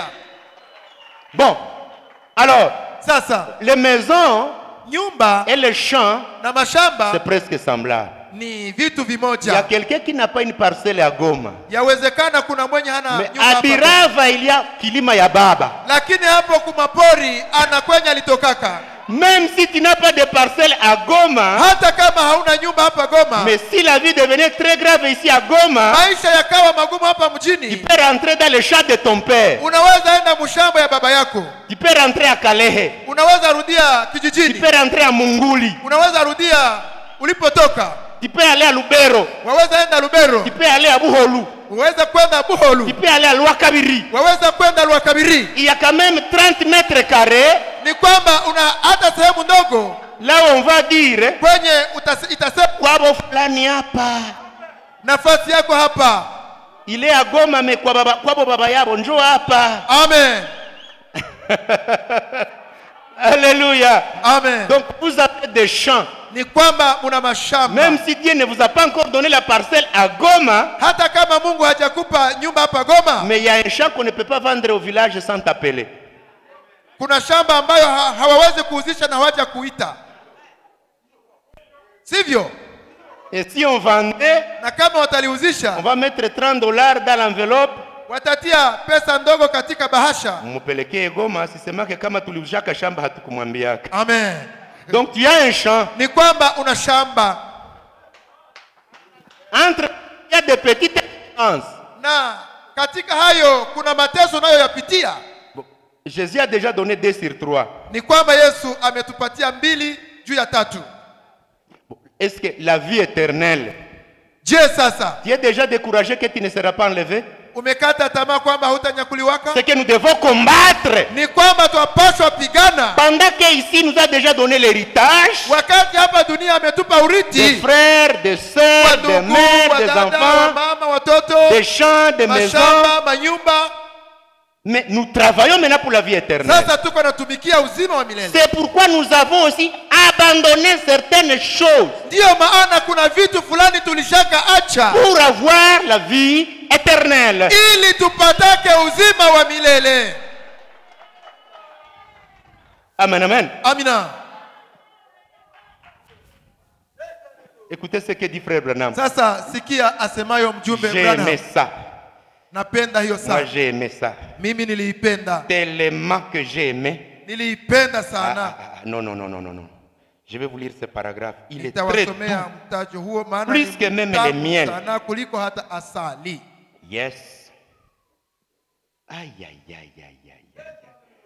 La puissance de Dieu pour la transformation. Nguvu za Mungu ziwezazo kubadilisha. 11 septembre 65. Tariki 11 mwezi wa kenda 65. Paragraphe 171. Mtajo wa 17 Version Shekinah. 171. Dieu a dit, Mungu alisemaka, celui qui quittera son père, atakaye acha baba yake, sa mère, mama yake, sa femme, mke wake, son mari, mume wake, ses maisons, nyumba zake, ce foyer, jamaa yake, je lui donnerai des foyers, nitamupa nyumba, des maisons, nitakupa jamaa na je nyumba, lui donnerai des pères, nitampatiaka baba, des mères, wa mama, des frères wa ndugu et des sœurs na wadada dans ce monde-ci. katika dunia hii, Et la vie éternelle est dans le monde à venir. na uzima wa milele katika dunia ijayo. C'est une promesse, mon ami. Ndugu yangu, hii ni ahadi. C'est une promesse, mon ami. Rafiki yangu, hii ni ahadi. C'est là, oh, Oh, hiyo jamani, ça doit être arrosé. inapashwa Nyunyiziwa maji. nyunyiziwa maji, Ça doit être arrosé. ya pashwa nyunyiziwa maji. Chaque promesse que Dieu fait s'accomplit. Kila ahadi ya Mungu inatimiaka tu. Chaque semence de Dieu est une promesse. Kila Ahadi ya Mungu, ni mbegu. kila mbegu ya Mungu ni ahadi. Ça doit être arrosé. Lazima inyunyiziwe maji. Cette promesse ici doit être arrosée. Hii ahadi lazima inyunyiziwe maji. Kunyunyiziwa maji maana yake nini? Visikauke muroho zenu. Haleluya. Wakati unapita kwa matatizo unakumbuka kuna uzima wa milele na kuna vitu unapaswa pokea. Amen. Et quand tu vois nos frères ici, Na unapoona wandugu hapa, que tu ne les prennes pas avec légèreté. usiwadharau. Que tu dises, Usiseme je dois savourer la présence de mes frères. napashwa rizishwa na uwepo wa wandugu. C'est Dieu qui m'a donné. Ni Mungu Ça aliwanipa. doit être arrosé. Yapashwa mwagiwa Pour maji. que tu ne négliges pas ces gens. Ili kwamba usiwadharau hawa En watu. aimant trop ta famille plus que les frères et les sœurs. Ukipenda jamaa yako kuliko wandugu na wadada. Pour que tu ne sois pas tribaliste. Ili kwamba usiwe na bagua kabila. Regardez ta tribu, Unaona kabila lako regardez ta communauté ethnique. na unaona kundi unalotoka Et ndani. quand tu vois les sœurs, tu dis, ils ne sont pas de mon ethnie. Unapoona wandugu na wadada hawako wa kabila Maintenant, chez langu. Dieu, ce sont tes frères. Na kuhakikishia kwamba ni ndugu. Dieu ne regarde pas, ils sont de quelle communauté ethnique. Usione kundi wanalotoka ndani. Ça doit être arrosé. Yapashwa mwagiwa Pour que maji. les gens ne la négligent pas. Watu wasidharau jambo hili. Pour que ça ne sèche pas. Ili kwamba lisikauke. Regardez la souffrance. Angalia sasa mateso. Et je vais terminer ici par la souffrance. Nitamalizia hapa Et mateso. nous allons prier. Kisha tutaomba. Il est 9h10. Inakuwa saa 3 na dakika Je 10. ferai tout pour que dans 15-20 minutes, je termine en prière. Nitajitahidi ili kwamba katika muda mdogo ni Haleluya! Amen. Oh, je vais effacer. Amen. Je vais effacer. Amen. Et quand Jésus dit fois 100, ta mère a Wakati Yesu 4 enfants. anaposema eti mara mia, Quand Jésus dit, je vais te donner fois 100, asemapo eti nitakupa mara mia, ta mère a 4 enfants. mamako na watoto Jésus te donne une église dans laquelle il y a 30 frères. ine Yesu anakupa kanisa ambalo mna wandugu 13. Quelle femme va mettre au monde 30 garçons? Mke gani ambaye atazaa wa ndugu 13? Où? Wapi? Même si elle est qui? Hata kama yeye ni nani? C'est Jésus qui met au monde beaucoup d'enfants. Yesu njoo mwenyewe anazalaka watoto wengi. Tu es né seul garçon chez vous, Yawezekana ulizaliwa mmoja kijana Dieu te kwenu, donne 25 frères. nitakupa wandugu 25. Tu as une grande sœur qui te complique tous les jours. Uko na dada yako anayekusumbua siku zote. Même quand elle entend que tu as été béni, elle ne sommeille pas. Hata akisikia kwamba ulibarikiwa halali usingizi. Dieu te donne des sœurs qui prient pour toi. Mungu anakupa wadada Des wanaokuombea. sœurs en Christ. Wadada katika Kristo. Tu as un petit frère qui peut amener même des voleurs pour te tuer parce qu'ils sont jaloux. Una ndugu yako aweza kukuletea hata wamwizi sababu ana wivu yako. Dieu te donne des frères qui peuvent te dire, ici il y a du boulot, viens travailler. Mungu anakupa wandugu wa Kristo waweza kukwambia ati hapa kuna kazi, njoo utumike. C'est ça Dieu. Ule njoo Mungu Ça doit être arrosé. lazima imwagiwe Et maji. c'est ma consolation. Na hiyo ni faraja yangu. Alléluia. Amina. Souffrance, souffrance. Sasa mateso, Alors, tuone on y mateso. va. Première souffrance, Mateso ya kwanza c'est quand Dieu nous fouette. ni wakati Mungu anatupiga fimbo. Souvenez-vous. Mkumbuke Tout ce que nous commettons, yote tunayoyafanya des mal, même si nous sommes des croyants, mabaya, hata kama tu waamini, il y a des moments où Dieu décide kuna wakati Mungu anaamua de kwamba dire, il a anasema péché, ulifanya dhambi, je l'ai pardonné, umesamehewa, mais je vais le fouetter. lakini utapigwa fimbo. Gardez ça maintenant en tête. Mchunge hiyo mwakili yenu. Il a commis un péché, Unatenda dhambi, il s'est repenti, unatubu, mais je vais le discipliner un peu. lakini nitakuadhibisha, Parce que moi, Dieu, je ne suis pas grand-père. maana mimi Mungu siko tate. Alléluia! Amen. Demandons au frère prophète. Tuulize ndugu mjumbe wetu. Brochure, les signes, 8 février 64. Ujumbe. Dieu est un Dieu bon. Paragraphe 75. Mungu Les huyu signes, tunayemwamini ni 8 Mungu février mzuri. 64, paragraphe 75. Dieu est un Dieu bon. Mungu ni Mungu mzuri. C'est vrai. Ni kweli. Mais Lakini il est aussi un Dieu de colère. lakini ni Mungu mwenye kasirani. Il est un Dieu de jugement. Na ni Mungu anayehukumu. Il est un Dieu de colère. Ni Mungu anayekasirika. Nous manquons de comprendre cela. Tunashindwa kuelewa Vous hiyo. faites de lui un Dieu tellement bon Mnamfanya yeye kuwa ni Mungu mwema, que vous en faites un bien grand papa gâteau. hata Gâteux. mnamfanya kuwa baba mzehe. Tate kimoya hivi cha kubadekesha dekesha. Ndio. Il n'est pas un grand-père faible, Mungu haiko tate mzaifu gâteux. wa kudekesha. Lui, Yeye le Dieu tout-puissant, ni Mungu mwenye nguvu. n'a pas de petits-fils. Hana wajukuu. Il a des fils et des filles de Dieu. Yeye ana wana na binti peke yake. Passerez la main et être adopté. Vous devez naître de nouveau et appliquer le sang. Mnapaswa zaliwa mara pili na kuweka damu. Dieu n'est pas un Dieu grand-père Mungu haiko tate qui doit nous regarder. ambaye awezaye Nous kututazama. faisons les péchés. Oui, oui. Je pardonne. Je Nakusamehe pardonne. na kuhurumia. Oh, tate, mimi nataka gusa mumatope. Je vais toucher la boue. Oui, mon fils. Hein? Ndio, ndio, Oh, ndio. grand-papa, je vais faire l'adultère. Oui, allez-y. Ndio baba, napenda ni sharati kidogo. Oh, Ndio, ndio. grand-papa, je vais voler. Oui, allez-y, je vais Eti te tate pardonner yangu na mimi napenda demain. niibe. Ndio, Non. ndio. Hapana, Pas ça! haiko ile. Apeta kabato. Anapiga Apeta kafimbo. anapiga kafimbo. Tu pêches, tu te repens. S'il veut, il peut dire je vais les sanctionner cette semaine.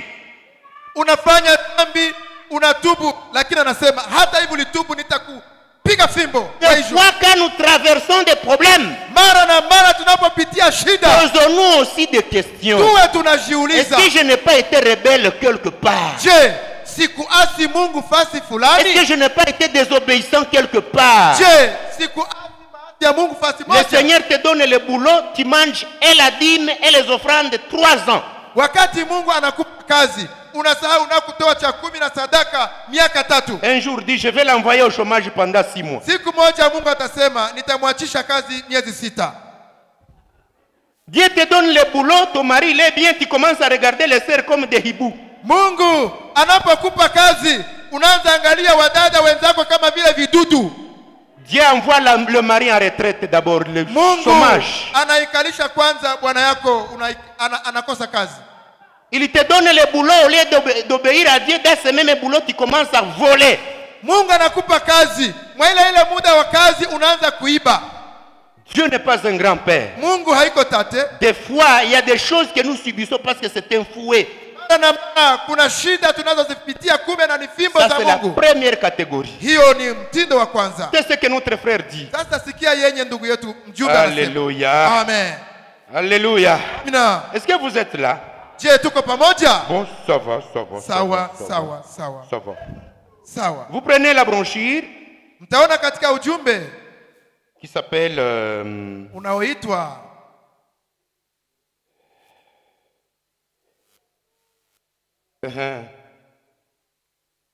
Hébreux chapitre 6. Ni mahubiri ya mjumbe unaoitwa Waebrania 3e partie. pande ya 6 15 septembre 57. ya 15 mwezi wa septembre 15 57. 1957. Écoutez, il dit au paragraphe 598. Maintenant, sikieni sasa, on reçoit des coups de fouet mara mtu anapata fimbo pour avoir mal agi.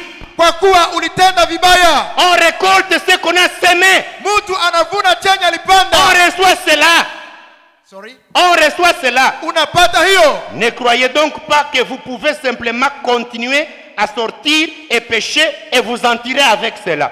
Usiwaze kwamba utaendelea ukifanya dhambi na kisha ujitoshe katika yale. Paragraphe 599. Vous commettrez des fautes. Unafanya makosa. Vous tomberez et vous ferez volontairement le mal. Unaanguka unafanya dhambi makusudi. Vous sortirez des fois et vous ferez des choses. Unatoka unafanya mambo. Cela ne signifie pas que vous êtes perdu. Hiyo haimaanishi kwamba umepotea. Mais lakini cela signifie que vous allez recevoir la correction. Hiyo ina maana kwamba utapata masahihisho. Maintes fois mon petit garçon, mara na mara kijana wangu, mes enfants font des choses. Watoto wangu wanafanya les vôtres enfants aussi. Na watoto wako pia. De manière à ce que kiwango kwenye ils savent que ce n'est pas permis. Wanavifanya na wanajua kwamba hairuhusiwi. Ils savent ce qui les attend quand ils le font. Ils savent ce qui les attend quand ils le font. Na wanafanyaka hiyo na wanajua vyenye watapata wanapofanya. Ils auront une correction pour cela et parfois une belle. Watapata masahihisho kwa hiyo na mara mingi na kwaka ni machungu. Masahihisho ya makweli. Ndio. Mais lakini c'est toujours votre enfant. Hata hivyo utamwazibu ni mtoto wako tu. Certainement. Bila shaka. Donc ni kwamba ni kwamba retenez une chose. Mushike kitu moja. Certaines corrections, masahihisho moja moja. Certains problèmes nous arrivent. Shida zimoja zinatufikia. Tout simplement parce que nous avons mal agi. Sababu tu tulijikamata vibaya. Dieu dit si je ne le cogne pas un peu, Mungu anasemaka nisipomupiga hapa, il croira que je suis un Dieu qui est grand, vieux, tâté. Atawaza kwamba mimi niko Mungu wa kufanana tate. Deuxième chose, jambo la pili, des tentations pour quand le diable est contre nous à cause de Dieu. Majaribu yanapotufikia wakati shetani anatupiga sababu ya Psaume, rapidement je suis au bout. Zaburi. Psaume 124 verset 2. 124 verset 2. Psaume 124 verset 2. Zaburi 124 shairi ya pili. 124 verset 2. Je vais vraiment finir dans quelques minutes. Soyez patient. Tamaliza katika dakika chache. Muvumilie kidogo. 124 verset 2, je vais lire. Je suis là. OK. Tu es là aussi, papa? Right. Je vais commencer. Cantique des degrés de David. Sans l'Éternel, qui nous protégeant, qu'Israël je dise, sans l'Éternel, qui nous protégea, quand les hommes se levèrent contre nous, ils nous auraient engloutis tout vivants. Vraiment. Quand leur colère s'enflamma contre nous, haingelikuwa Mungu. Kama si Bwana aliyekuwa upande wetu, Israeli iseme sasa, kama si Bwana aliyekuwa upande wetu wakati watu waliposimama juu yetu, kama wangalitumeza tungali hai. Haingelikuwa Amen. kwamba Mungu ni upande wetu kama shetani na watu wake balishaka tumaliza zamani. Ifanya nini? Ni tete que Dieu nous a protégés. Isingelikuwa Mungu alituchunga, le diable nous aurait avalé depuis longtemps. Shetani ni kama alishaka tuangamiza tangu zamani. Donc quand il voit une adoration comme ça, Shetani anapoona ibada sawa hii, il grince les dents. Anakula meno. Il aurait voulu qu'à ce moment que nous soyons dans la musique, dans la boisson comme ça. Shetani angependa wakati utuwe katika vitu vya kututenga mbali na Mungu. C'est pourquoi les bons dirigeants comprennent qu'une église dans un quartier est mieux qu'un nganda. Ndio maana kiongozi mzuri anaonaka kuwa kanisa ni bora kuliko vilabu vya pombe. Parce que l'église va apprendre les gens à laisser le mal, mais le nganda va apprendre les gens à faire encore le mal et sortir avec des maladies. Maana kanisa litafundisha watu kuepuka mabaya, lakini vilabu vya pombe na muziki litafundisha watu kufanya maovu. Ni t'était que Dieu était de notre côté, haingalikuwa Mungu kwa upande wetu, le diable nous aurait engloutis. Shetani kama alishaka tumeza. Alors des fois il vient, il frappe pour nous engloutir, et je suis là au milieu, il s'intercède. Mara anakuja kutupiga kusudi atumeze, na Mungu naye anakuja kutusaidia. Il vient s'interposer.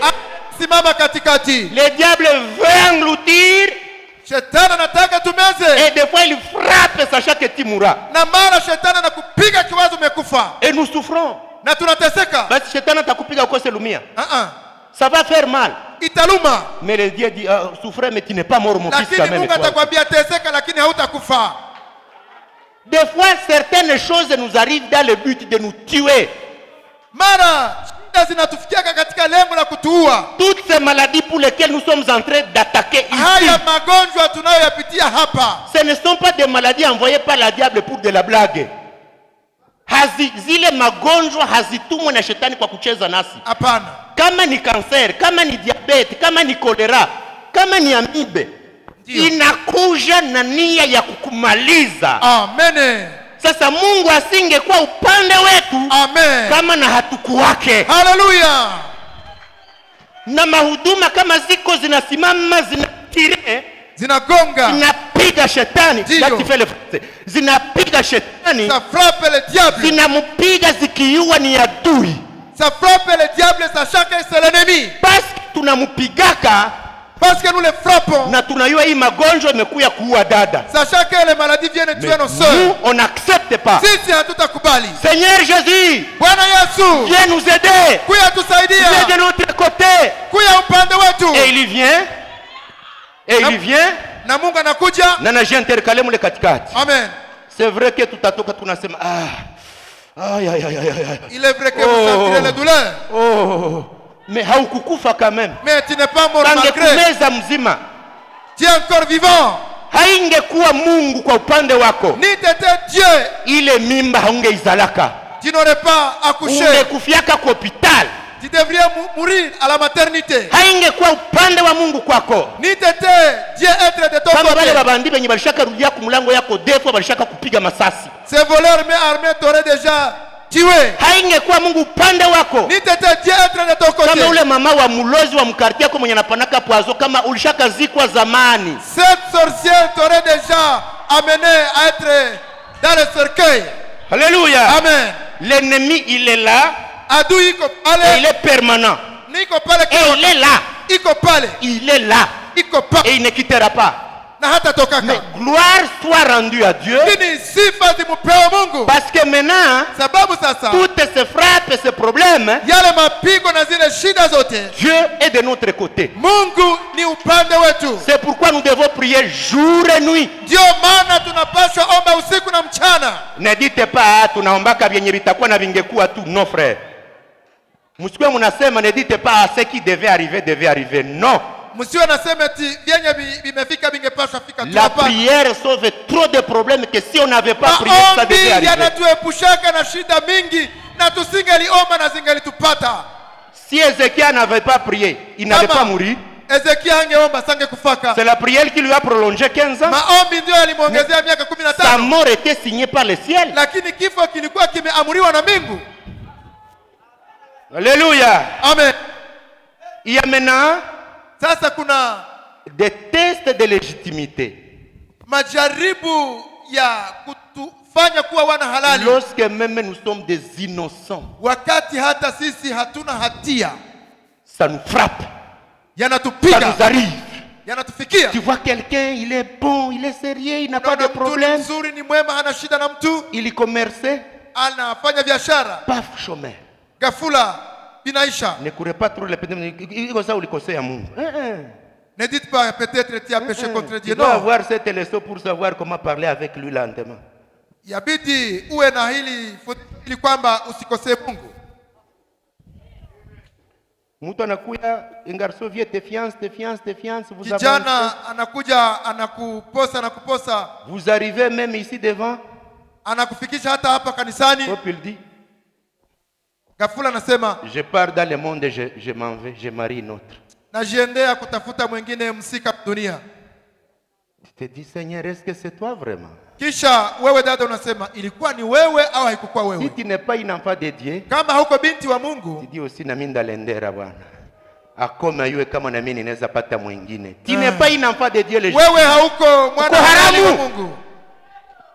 Il y a des tentations Kuna majaribu qui nous arrivent, yanayotufikia que Dieu voit si réellement nous sommes ses vrais enfants. ili Mungu afikie kujua kweli ya kwamba tuko watoto wake kweli kweli. Et tout cela nous arrive sans que nous n'ayons péché. Na hayo yote yanatufikia na hatukufanya dhambi. Prends ta Bible, je suis Chukua vers la Biblia fin. yako, chukua Biblia yako. Oh Seigneur Jésus, Bwana Yesu. Psaume 44, verset 16. Je suis vers le bout, n'est-ce pas? Zaburi 44. Oh Jésus, Jésus. Yesu wetu, Aide-nous, tusaidie que tes gens comprennent. watu wako waelewe. Quand ils seront dans des problèmes, Watakapokuwa katika shida, qu'ils sachent vérifier, qu'ils mettent les testeurs où est-ce que le courant est, où est-ce que wajue le courant kutia n'est pas. kipimo ya kwamba Ils peuvent maintenant mettre les testeurs ici. Ah, est-ce que j'ai péché? Ah non, je n'ai pas wanaweza péché. tia kipimo sasa na kujua, je, yananifikia kwa dhambi nilifanya au Non, je n'ai pas péché ni quand kipimo même. cha Mungu? Ils Lakini mettent ici. Non.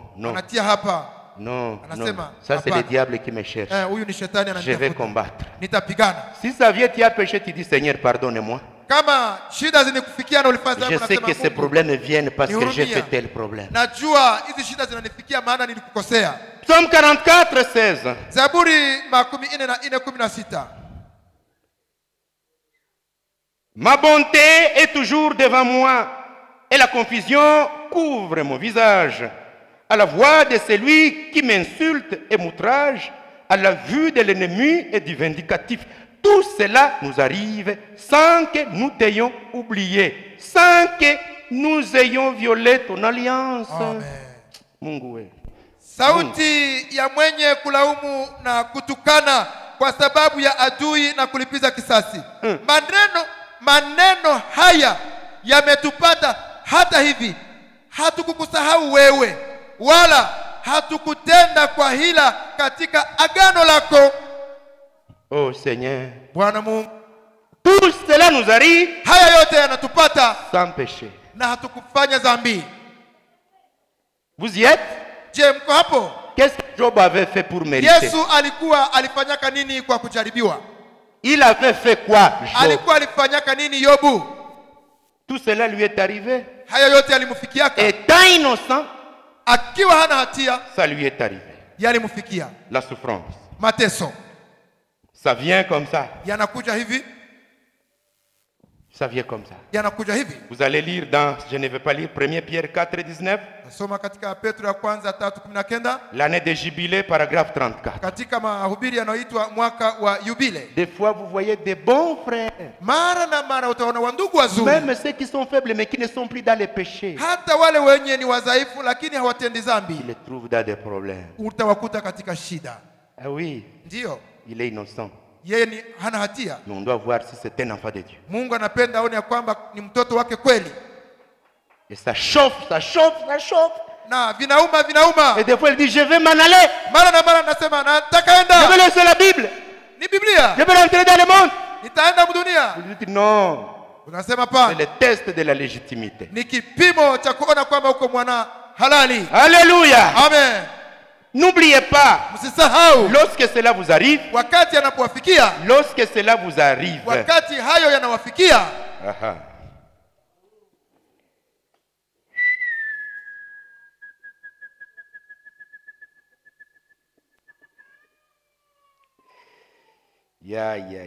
Vous devez vous accrocher à la parole de Dieu. Dernier élément et puis nous prions.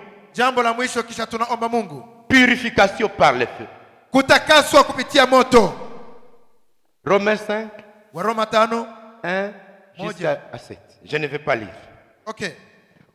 Il y a des tentations Kuna majaribu qui nous arrivent yanayotufikia pour nous laver de nos faiblesses, ili yatutakase kutoka madhaifu pour nous yetu, rendre encore mieux et meilleurs. ili yatufanye kuwa wazuri zaidi. Ça nous purifie, ça Yanatutakasa, nous lave de nos faiblesses. yanatutakasa toka madhaifu. Et lorsque ça nous attrape, Na wakati yanatufikia, ça vient comme l'or est passé dans le feu. yanatukujia kama vile dhahabu iliyopita katika moto. Et lorsque la Bible dit ceci, Na wakati Biblia inasema hivi, okay. Lisez Romains 5, comme ça on va finir avec ça. Romains 5, Waroma rapidement, sura parce que 5. je suis au bout. Maana nafikia mwisho. Je suis au bout. Versi. Romains 5, 2. Kwa yeye vile vile tunafurahi katika tumaini la utukufu wa Mungu. Wala si hivyo tu, lakini tunafurahi katika mateso vile vile. Tunafurahi katika Mateso vile vile. Tukijua ya kwamba mateso yanatufanya saburi, na saburi inafanya uvumilivu, na uvumilivu unafanya tumaini. mateso, la souffrance, Mateso yanatufanya saburi. la souffrance amène la patience. Et la patience La amène la saburi- persévérance, uvumilivu. l'espérance. Na uvumilivu unafanya tumaini. Dieu crée dans nous Mungu la anaumba patience, ndani yetu uvumilivu l'espérance, tumaini. des fois par des souffrances. kupitia mateso. Amen. Pour que Moïse marie Séphora, Kusudi Musa Sephora. Moïse était colérique. Musa alikuwa wakasirani. Séphora colérique. Sephora naye wakasirani. Il fallait lui donner une femme très difficile pour que quand il sera devant un peuple difficile, qu'il soit capable de le patienter. Ilibidi Musa apewe mwanamke mkali kusudi atakapokuwa mbele ya taifa kali ajue jinsi ya kusimama. Dieu a créé la patience dans Moïse à partir de sa femme. Mungu aliumba uvumilivu ndani ya Musa kupitia mke wake Sephora.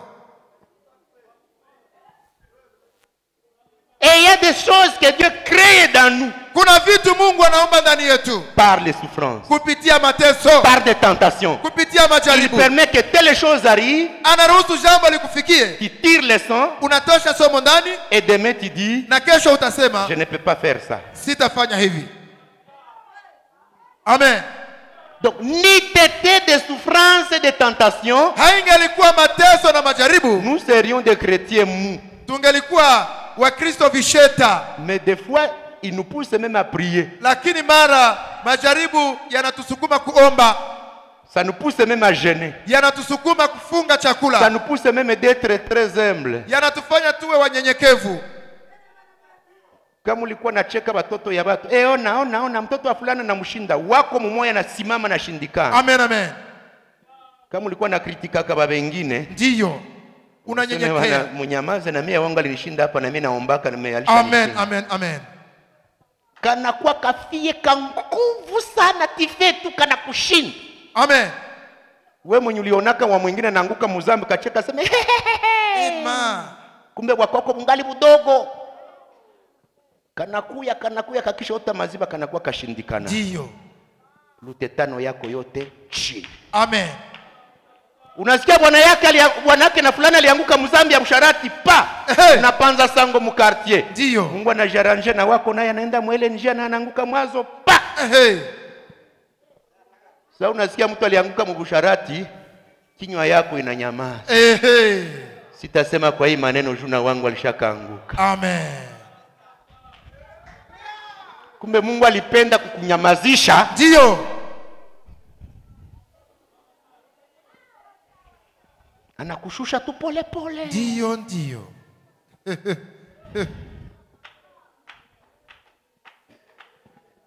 Aba banagonjwa hawende kwa hospitali. Aba banagonjwa tele malade tu ne pars pas à l'hôpital.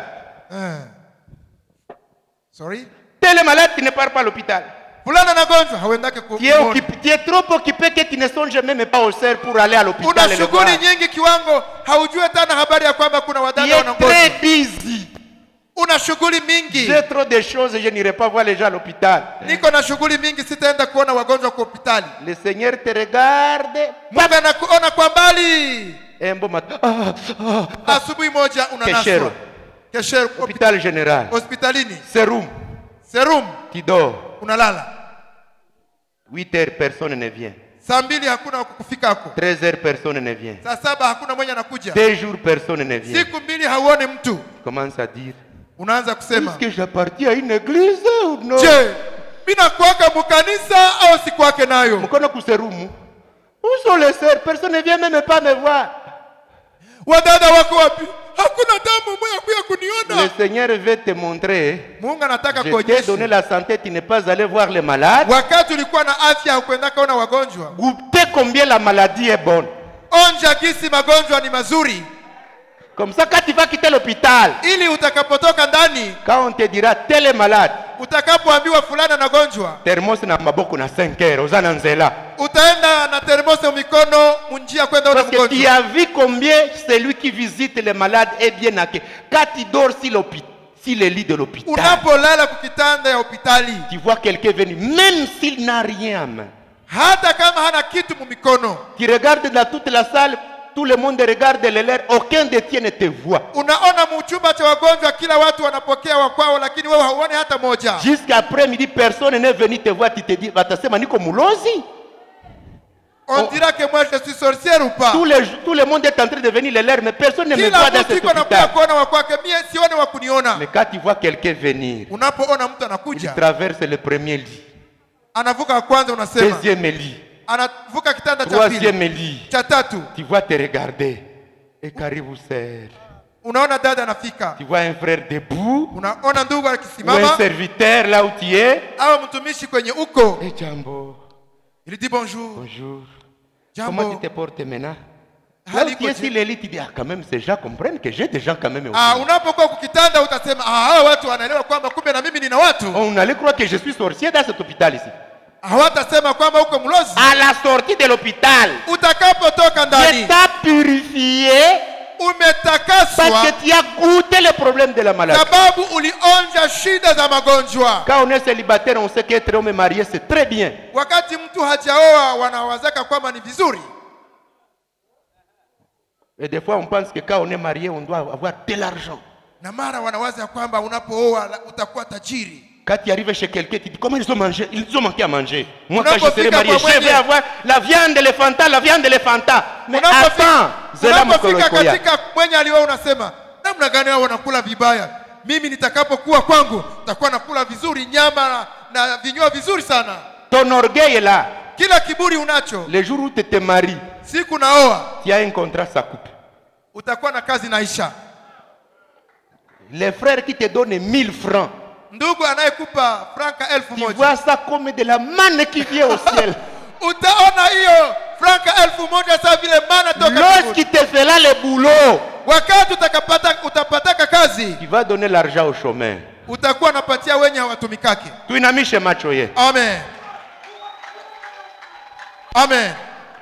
Nous allons prier Tutaomba Mungu que le Seigneur nous donne la grâce. ili Mungu atupatie neema. Réduisez un peu la musique.